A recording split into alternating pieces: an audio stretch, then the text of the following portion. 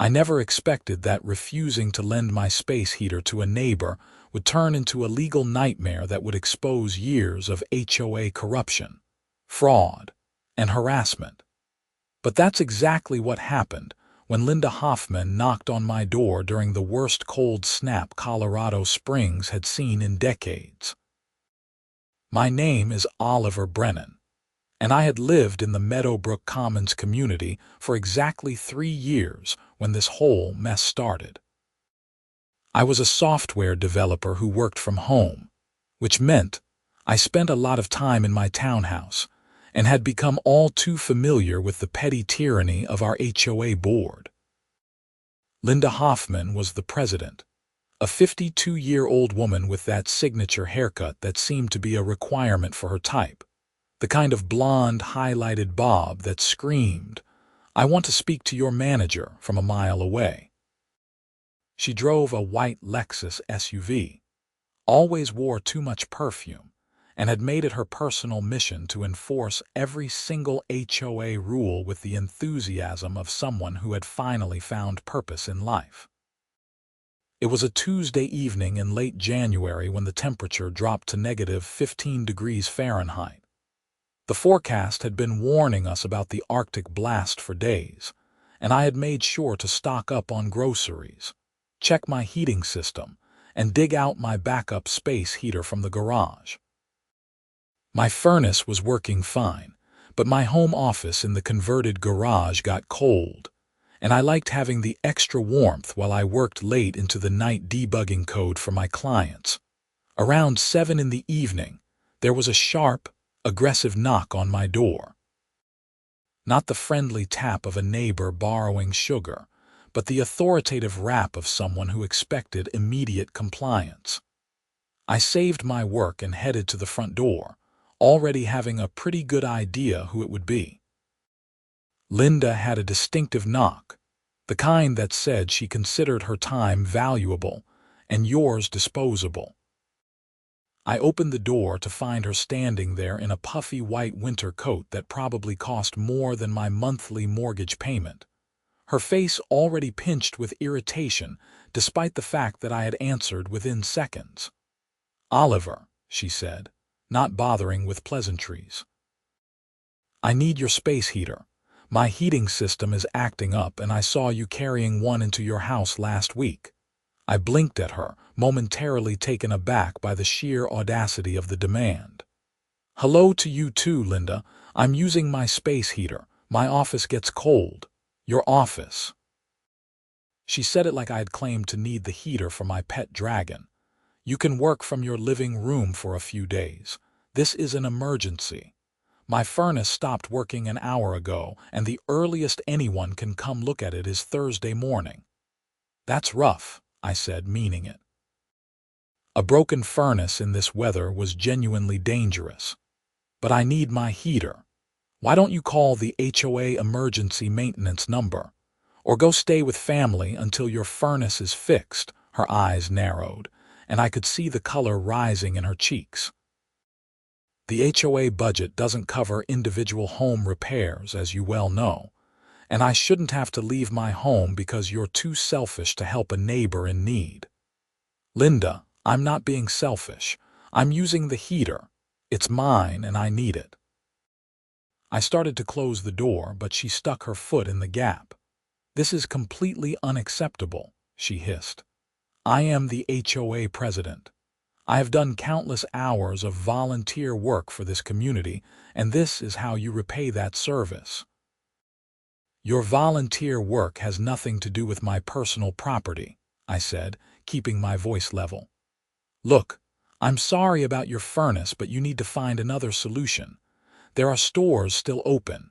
You can buy a space heater at Target or Home Depot." "In case you haven't noticed, there's a winter storm," she snapped. "Half the city is sold out of heaters. I've already called 3 stores. Then go to a hotel or call a friend or family, but I'm not giving you my heater." The look she gave me could have frozen water even without the Arctic temperatures. "You're going to regret this, Oliver. I promise you that." "Is that a threat?" I asked, my own anger starting to rise now. It's a statement of fact. You've just made an enemy of the wrong person." She pulled her foot back and turned on her heel, marching back to her townhouse 3 doors down from mine. I closed the door and stood there for a moment, my heart racing with adrenaline. I knew Linda was vindictive. Everyone in the community knew it, but there was no way I was giving her my heater. It wasn't even about the heater itself. It was about the entitlement, the assumption that being HOA president meant she could commandeer other people's property whenever she deemed it necessary. I went back to my office and tried to focus on work, but I kept thinking about the look in her eyes when she threatened me. Linda Hoffmann was not someone who made idle threats. In the 3 years I had lived here, I had watched her fine people for having their trash cans visible from the street 15 minutes past collection time, cite homeowners for having Christmas lights up one day into January, and even try to force Mrs. Chen from Unit 47 to remove her vegetable garden because it wasn't aesthetically consistent with community standards. The next morning, I found out just how serious Linda was about revenge. There was an official HOA violation notice taped to my door, citing me for 6 different infractions. According to the letter, my house numbers were 0.3 inches too small per the community guidelines. My mailbox had rust spots that constituted visual blight. My garbage can had been visible from the street for more than the allowed 2 hours after collection. I had a dead branch on my tree that posed a safety hazard. My doormat was not an approved color, and my car had been parked facing the wrong direction in my driveway the previous Tuesday. Each violation carried a fine of $100, for a total of $600 due within 30 days. Failure to pay or correct the violations would result in additional fines and potential legal action. I stood there on my front step in the freezing cold, reading this absurd document, and felt rage building in my chest. Every single one of these violations was either completely fabricated or so technical that nobody in the history of the HOA had ever been cited for it. I knew exactly what was happening. Linda was using her position to punish me for not giving her what she wanted. I took photos of the notice and my front door, mailbox, house numbers, and driveway. Then I went inside and dug out my copy of the HOA bylaws and community guidelines. I had read them when I moved in, but now I needed to really study them to understand what I was dealing with. As I suspected, most of the citations were either wrong or enforcement of rules that had never been enforced before. The house number size requirement existed, technically, but a quick walk around the neighborhood that afternoon confirmed that at least 20 other homes had numbers the same size or smaller than mine. The mailbox rust was actually just a shadow in the photo Linda had included. The garbage can claim was impossible to prove or disprove. The dead branch was real, but it was small and clearly not a safety hazard. The doormat color restriction didn't exist anywhere in the actual guidelines, and the car direction thing was just completely made up.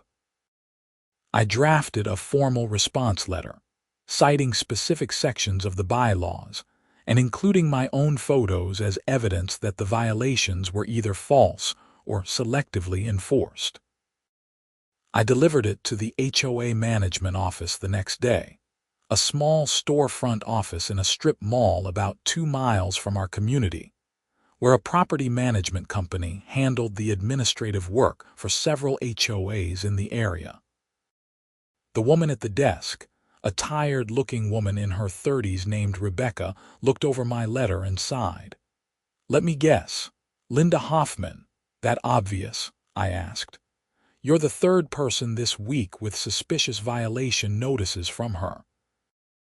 Look, I can file this for you, but ultimately the HOA board makes the final decisions. If Linda pushes it, You'll have to take it to a formal hearing or try to get the other board members to overrule her. Who else is on the board? There's Gerald Parker and Susan McNulty. Gerald usually just goes along with whatever Linda wants. Susan occasionally pushes back, but not often enough to make a real difference. So basically, Linda runs the show and does whatever she wants. Rebecca looked around nervously, even though we were alone in the office. I didn't say that. But off the record, a lot of residents have complained about selective enforcement and personal vendettas. The problem is that most people just pay the fines because fighting them is more hassle than it's worth. Well, I'm not paying $600 for made-up violations because I wouldn't let her borrow my space heater. Rebecca's eyebrows went up. That's what this is about, a space heater. I told her the whole story. By the end, she was shaking her head. That's incredibly petty, even for Linda. But honestly, it doesn't surprise me. Last year, she tried to force a homeowner to remove a flag from his porch because she didn't like the sports team. She only backed down when he pointed out that the HOA guidelines specifically allowed flags. Can you give me the contact information for Gerald and Susan? I want to appeal this directly to the board. She hesitated, then wrote down 2 email addresses. Don't tell anyone I gave you these, and be careful. Linda has a way of making life very difficult for people who cross her. Over the next week, several more things happened that confirmed Linda's campaign against me was just beginning. I received another violation notice, this time for parking my car on the street overnight during a snowstorm, even though the storm had made my driveway impassable, and there was no rule against street parking. Then I got a letter saying that my trash company wasn't approved by the HOA, even though I used the same company as most of my neighbors. After that came a citation for having icicles hanging from my gutters, which apparently constituted poor home maintenance. Each notice came with additional fines. Within 2 weeks, I was supposedly on the hook for $1,500 in HOA penalties. I documented everything. I took photos, saved emails, kept copies of every letter. I also started talking to my neighbors, and what I discovered was disturbing. Linda had been running the HOA like her personal fiefdom for 5 years, and she had a long history of targeting anyone who challenged her authority or refused to comply with her demands. There was Tom Morrison in Unit 63, who had questioned the HOA budget at a meeting and then received 20 violation notices over the next 3 months. There was the Patel family in Unit 18, who had reported Linda for verbally harassing their teenage son, only to find themselves being cited for violations every single week until they finally sold their home and moved away. There was David Kim, who had run against Linda for HOA president 2 years ago and lost by suspicious circumstances. The election had been held at a meeting with only 12 people present out of 147 homeowners, and Linda had announced the results without ever showing anyone the actual ballots. The more I learned, the more I realized this wasn't just about a space heater or even about petty revenge. Linda Hoffmann had created a system where she could abuse her power with virtual impunity, and anyone who stood up to her got crushed under an avalanche of violations, fines, and harassment. I decided to fight back, but I knew I couldn't do it alone. I needed allies, evidence, and a plan. I started by reaching out to everyone who had been targeted by Linda. I created a private Facebook group and invited people to share their experiences. Within days, I had 40 members, all with stories of harassment, selective enforcement, and abuse of power. Some of the stories were jaw-dropping. Linda had apparently tried to fine people for having guests park on the street, for children's chalk drawings on sidewalks, for wind chimes being too loud, and for one woman's service dog being present in the community common areas.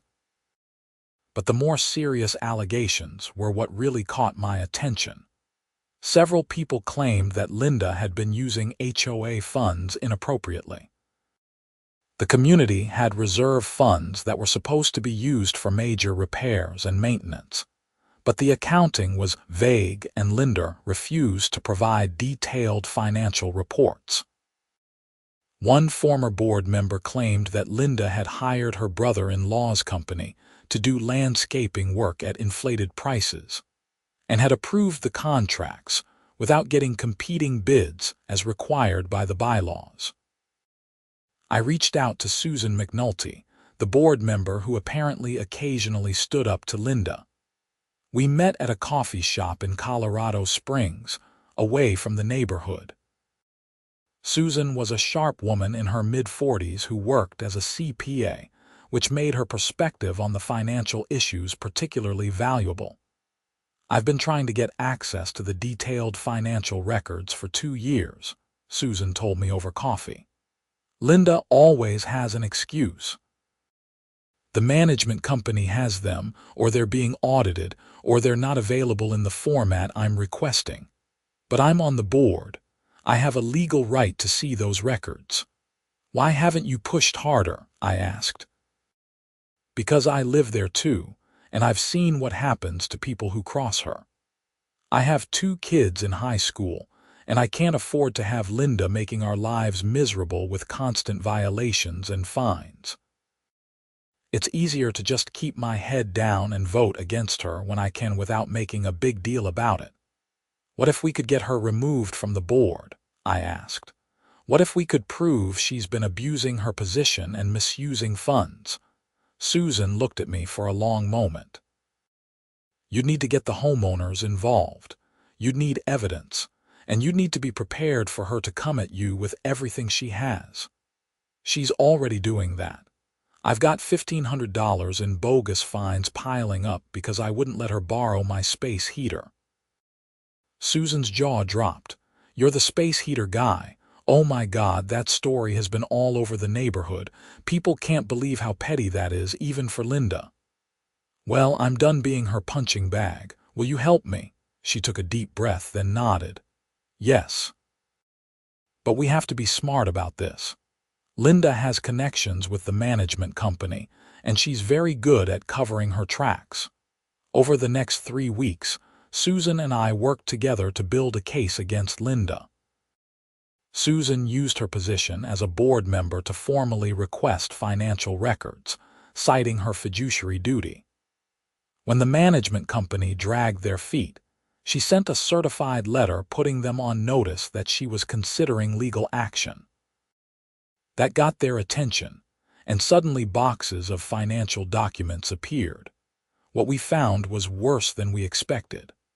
Over the past 5 years, Linda had approved over $200,000 in contracts to companies owned by her relatives or friends.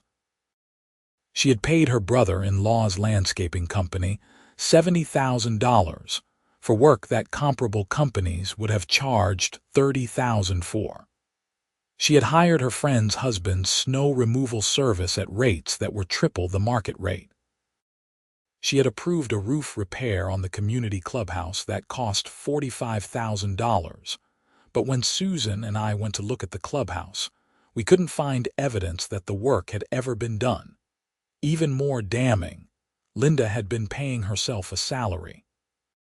The HOA bylaws allowed for board members to be reimbursed for expenses, but they explicitly stated that board service was voluntary and uncompensated. Linda had been categorizing payments to herself as administrative consulting fees to the tune of $15,000 per year. We also discovered that Linda had been manipulating elections. The bylaws required that all homeowners be given at least 30 days' notice of the annual meeting where board elections were held, and that absentee ballots be available for anyone who couldn't attend in person. Linda had been sending meeting notices only 2 weeks in advance, often by email to addresses that were out of date, and she claimed the bylaws didn't require absentee ballots, even though the language clearly stated they did. With this evidence in hand, we needed a strategy.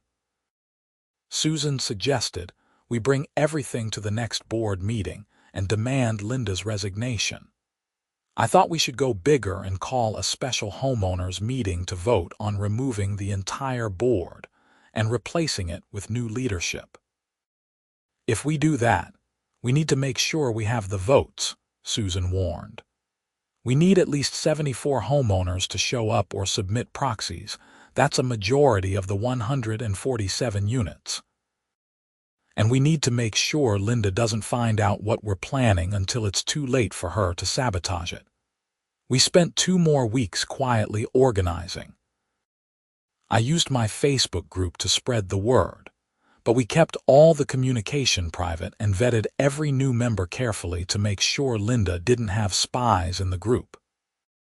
We created a simple website laying out all the evidence of Linda's misconduct, with scanned documents, photos, and a timeline of events. We printed flyers and planned to hand-deliver them to every unit in the community on the same day we filed the paperwork for the special meeting.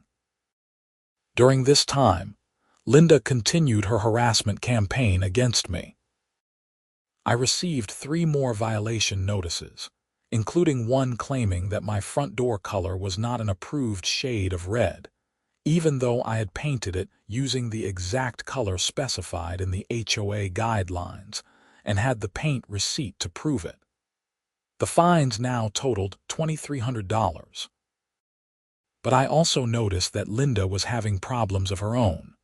The Arctic cold snap had ended, but her furnace still wasn't properly fixed. I could hear it making weird noises from 3 doors away, cycling on and off constantly. Her heating bills must have been astronomical. I didn't feel bad for her. She had resources, friends, family, and the means to solve her problem. She had just been too proud to admit that she needed help beyond demanding to take my space heater. The day came to execute our plan. It was a Saturday morning in late February, unusually warm for Colorado at about 45 degrees. Susan and I, along with a team of volunteers from the Facebook group, went door to door delivering flyers that announced a special homeowners meeting and laid out the evidence of Linda's misconduct. The meeting would be held in 1 week at the community clubhouse, and we encouraged everyone to attend or submit a proxy vote. The reaction was immediate and dramatic. By that afternoon, the Facebook group had grown to 90 members. My phone was ringing constantly with neighbors calling to share their own stories of harassment or to ask questions about the evidence. The mood in the community was electric, like people were finally ready to stand up to someone who had been bullying them for years. Linda's reaction was predictable. By Sunday morning, every member of the organizing committee, including me, had received cease and desist letters from a lawyer claiming that we were defaming Linda and engaging in harassment. The letters demanded that we cancel the meeting, take down the website, and issue public apologies or face legal action. We consulted with our own lawyer, an attorney named Mark Richardson who specialized in HOA disputes. He reviewed everything and started laughing. "These cease and desist letters are nonsense," he said. "Everything you've published is either documented fact or protected opinion, and homeowners have an absolute right under Colorado law to call special meetings and petition for the removal of board members. If Linda tries to stop you, she'll be violating state statute." Mark agreed to attend the meeting as our legal advisor, which gave everyone confidence that we were on solid legal ground. The week leading up to the meeting was tense. Linda went into overdrive trying to discredit us. She sent her own mass email to all homeowners claiming that we were spreading lies, that the financial records had been misinterpreted, and that the special meeting was invalid because we hadn't followed proper procedures. She threatened anyone who attended with legal action for participating in harassment, but her tactics backfired. Every threatening email she sent just made more people angry and more determined to show up. The Facebook group grew to 115 members. People were sharing stories not just about Linda, but about all the ways the HOA had failed the community through poor management, lack of transparency, and petty enforcement of trivial rules, while major maintenance issues were ignored. The night before the meeting, I barely slept. I kept going over everything in my mind, checking and rechecking the evidence, making sure we had all our ducks in a row. This wasn't just about me anymore. It wasn't even just about Linda. It was about whether a community could take back control from someone who had abused their power for years. The meeting was scheduled for 7 in the evening on a Thursday. I arrived at the clubhouse at 6 to help set up. Susan was already there, along with several other volunteers. We arranged chairs, set up a projector to display documents, and created sign-in sheets and proxy ballot collection stations. By 6:45, people were streaming in. By 7, every seat was full and people were standing along the walls. I did a quick count and estimated we had at least 90 people physically present. Plus, we had collected 63 proxy ballots from homeowners who couldn't attend, but wanted their votes counted. Linda arrived at 7:05 with Gerald Parker and a man I didn't recognize who turned out to be her lawyer. She looked shocked by the turnout, and I saw fear flash across her face before she masked it with anger. "This meeting is invalid," she announced loudly as she walked to the front of the room. "The proper procedures were not followed, and I'm shutting it down right now." Mark Richardson stood up. "Mrs. Hoffmann, I'm Mark Richardson, legal counsel for the homeowners." This meeting was properly noticed under Colorado Revised Statutes Section 3833.3303, which governs special meetings of homeowner associations. The petition was signed by more than 27% of homeowners, exceeding the threshold required. You have no authority to shut down this meeting. "We'll see about that," Linda's lawyer said, stepping forward. "I'm Ted Brennan, Mrs. Hoffmann's attorney, and I'm advising her that this proceeding is potentially defamatory." "Then you're giving her bad advice," Mark replied calmly. "I suggest you sit down and let this meeting proceed, or explain to your client that interfering with a lawfully convened homeowners meeting could expose her to personal liability." There was a tense standoff for a moment. Then Ted Brennan whispered something to Linda and they took seats in the front row. I stood up to address the room. My hands were shaking, but my voice came out steady. "Thank you all for coming. I know everyone here has busy lives, and it means a lot that you're taking time to be here tonight. We called this meeting because we have serious concerns about how our HOA has been managed, specifically by our board president, Linda Hoffmann." I walked through the evidence methodically. The financial irregularities, with specific dollar amounts and contract details displayed on the projector. The inappropriate payments to relatives and friends. The missing documentation for work that had allegedly been completed. The salary Linda had been paying herself in violation of the bylaws. The manipulated elections. The pattern of selective enforcement and harassment against homeowners who questioned her authority. I also shared my own story about the space heater and the avalanche of retaliatory violations and fines. The room erupted in angry muttering when I showed the timeline of how I had gone from 0 violations in 3 years to $2,300 in fines within 3 weeks of refusing to give Linda my personal property. Other people stood up to share their stories. Tom Morrison talked about being driven to the edge of financial ruin by constant fines, until he finally just paid Linda off to make it stop. Sandra Walsh described how Linda had threatened to report her to Child Protective Services when Sandra complained about harassment. David Kim explained how Linda had manipulated the election he ran in, including apparently losing ballot envelopes that he believed would have voted for him. By the time everyone had spoken, it was nearly 9 o'clock, and the mood in the room was furious. Linda sat in the front row with her arms crossed, her face bright red, occasionally whispering to her lawyer. Finally, Susan McNulty stood up and made a formal motion to remove Linda Hoffmann from the board immediately for cause, citing breach of fiduciary duty, self-dealing, and harassment. The motion was seconded immediately by 3 people. "Before we vote," Linda's lawyer interjected, "I want to state for the record that Mrs. Hoffmann denies all these allegations. The financial transactions were approved by the board and the management company.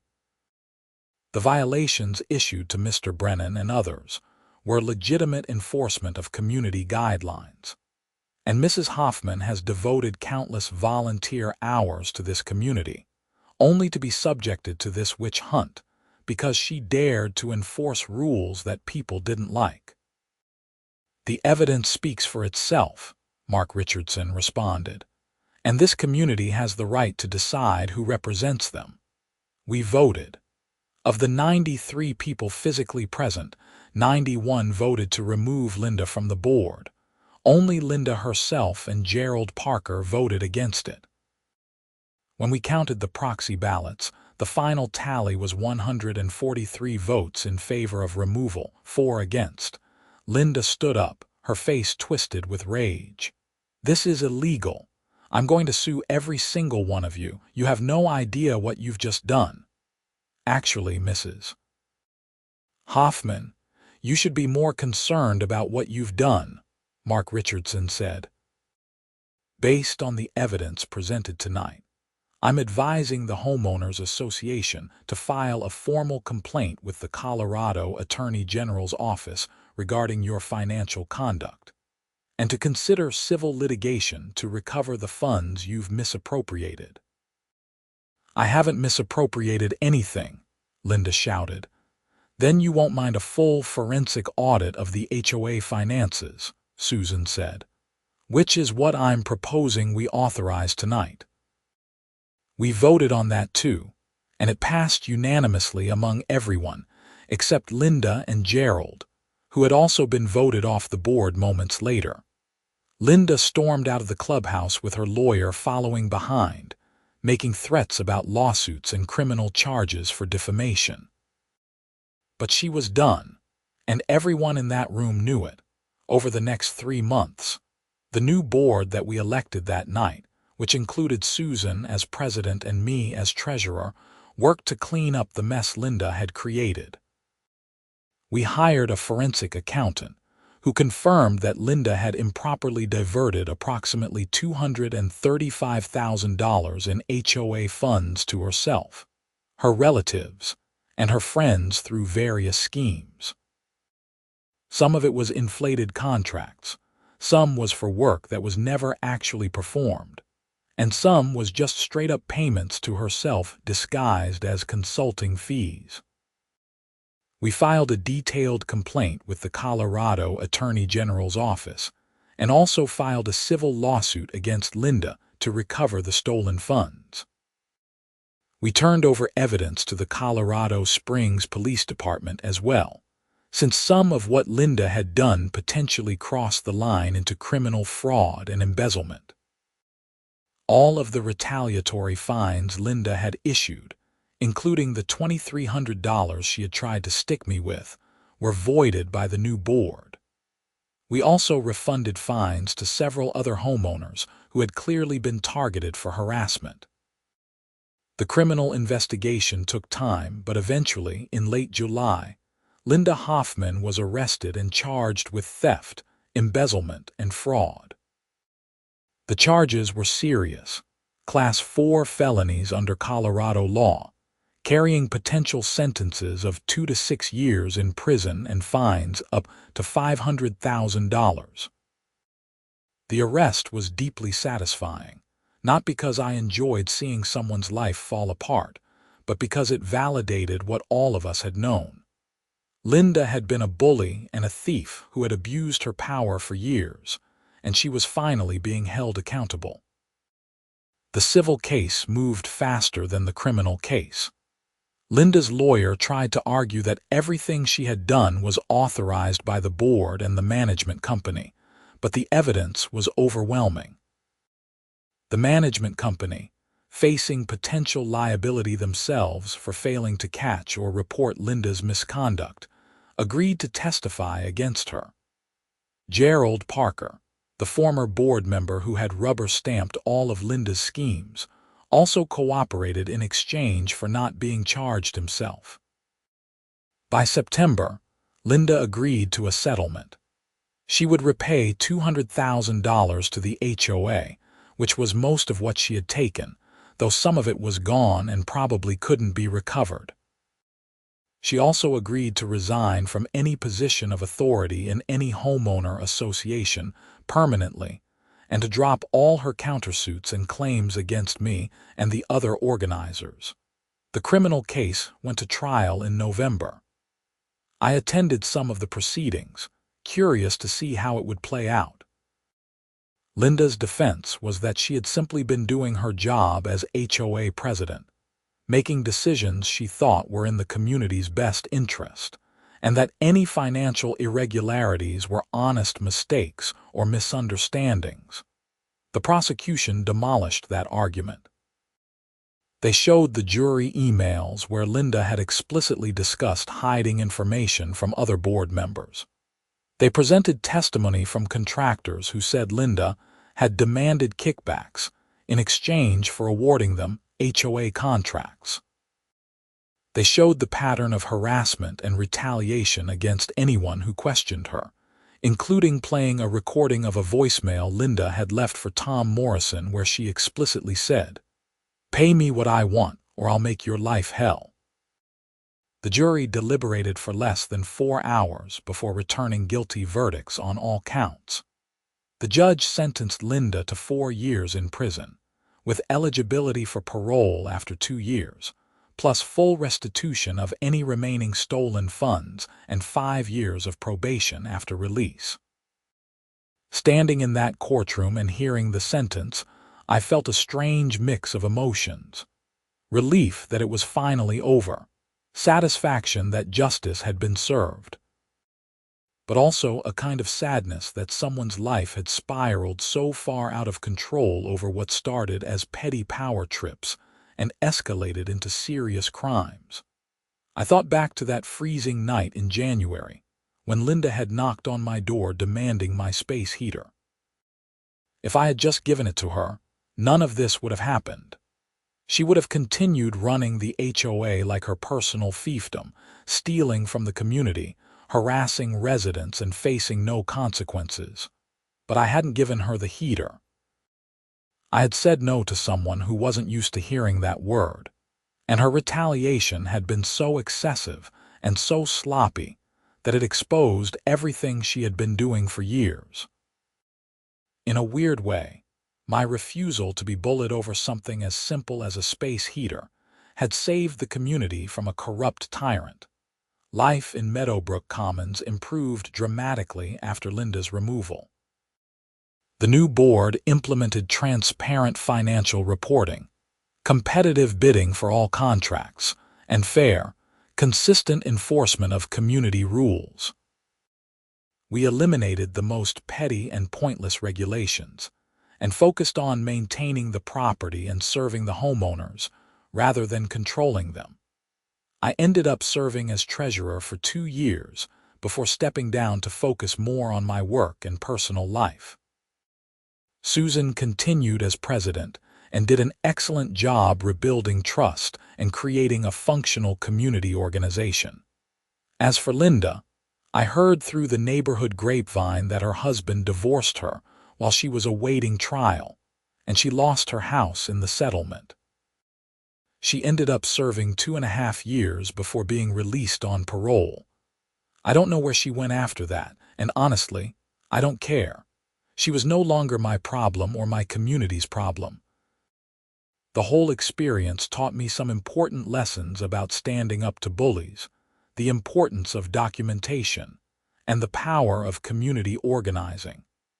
It also taught me that sometimes the smallest acts of resistance, like refusing to hand over a space heater, can have enormous consequences. I still have that space heater, by the way. It sits in my home office, keeping me warm during cold Colorado nights. Every time I look at it, I think about the chain of events it triggered and smile. It's just a simple black space heater from Target, nothing special, but it represents something important. The moment I decided I wasn't going to be pushed around anymore. The other day, I ran into Tom Morrison at the grocery store. We chatted for a few minutes about how much better things were in the community now, and he thanked me again for having the courage to stand up to Linda when so many others had been too afraid. "You know what the crazy thing is," Tom said.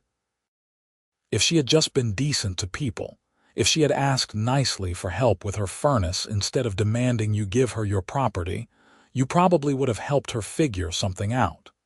He was right. If Linda had come to my door that night and said, "Oliver, I'm in a bind, my furnace is broken and I can't get anyone out here until Thursday. Do you have any suggestions?" I would have probably let her borrow the space heater, or offered to help her find a hotel, or invited her to come work in my living room during the day where it was warm. I'm not a monster. I understand that people sometimes need help, but that wasn't how Linda operated. She didn't ask, she demanded. She didn't seek cooperation, she expected compliance. And when she didn't get what she wanted, she used her power to punish people. That approach worked for her for years because most people found it easier to just give in than to fight back. I was just the guy who finally said no and meant it. And that simple refusal, over something as mundane as a space heater during a cold snap, brought down an entire corrupt regime and made a community safer and better for everyone who lived there. Sometimes I wonder if Linda ever thinks about that night and realizes that if she had just gone to Home Depot an hour earlier, or called a friend, or been a decent human being, her whole life would be different now. She would still have her house, her marriage, her position, her freedom. Instead, she has a felony record and a ruined reputation, all because she couldn't accept that someone had told her no. The space heater still works perfectly, by the way. I use it every winter when my office gets cold. And every time I plug it in and feel the warm air flowing over me while I work, I remember that standing up for yourself, even in small ways, even when it seems easier to just give in, is always worth it. Linda Hoffmann demanded I give her my space heater when hers broke, and I let her freeze in her own home. But the cold she experienced that winter was nothing compared to the justice that eventually caught up with her, and I have no regrets about any of it. The following spring, the Colorado Springs Gazette ran a feature story about the case, using it as an example of how HOA corruption can spiral out of control and what homeowners can do to protect themselves. They interviewed me, Susan, and several other community members. The article got picked up by some national news outlets and sparked conversations about HOA reform across the country. I gave presentations at several other HOA communities in the area about warning signs of board corruption and how to organize residents to demand accountability. It was strange becoming a minor local celebrity over something that started with such a petty dispute. But I figured if my experience could help other people avoid or address similar situations, it was worth sharing. One thing that surprised me was how many people reached out with their own HOA horror stories. I heard from people all over Colorado and even from other states. The details varied, but the pattern was remarkably consistent. Someone in a position of minor authority letting that power go to their head, using their position to bully and harass residents, and often engaging in financial misconduct that went undetected for years because nobody wanted to rock the boat. The key to fixing these situations, I learned, was always the same: documentation, organization, and courage. You had to carefully document the misconduct. You had to organize other affected residents to create strength in numbers. And you had to have the courage to follow through even when facing threats and intimidation. Looking back on everything that happened, from that freezing January night when Linda knocked on my door to the moment she was led out of the courtroom in handcuffs, I'm struck by how much can change from a single moment of resistance. If I had caved to her demand, if I had decided that keeping the peace was more important than standing my ground, Linda would still be running Meadowbrook Commons and continuing to abuse her power. But I didn't cave. I said no. And that one word, backed up by determination, and a refusal to be intimidated, changed everything. The space heater sits in my office right now as I write this, humming quietly and keeping the chill off on a cool autumn evening. It's just a machine, a simple device that converts electricity into heat, but it's also a symbol of something larger. It represents the idea that you don't have to accept abuse from people in authority, that your property and your dignity matter, and that sometimes refusing to go along with unreasonable demands is the most important thing you can do. I've thought a lot about Linda over the years since all this happened. I don't hate her, though I did for a while.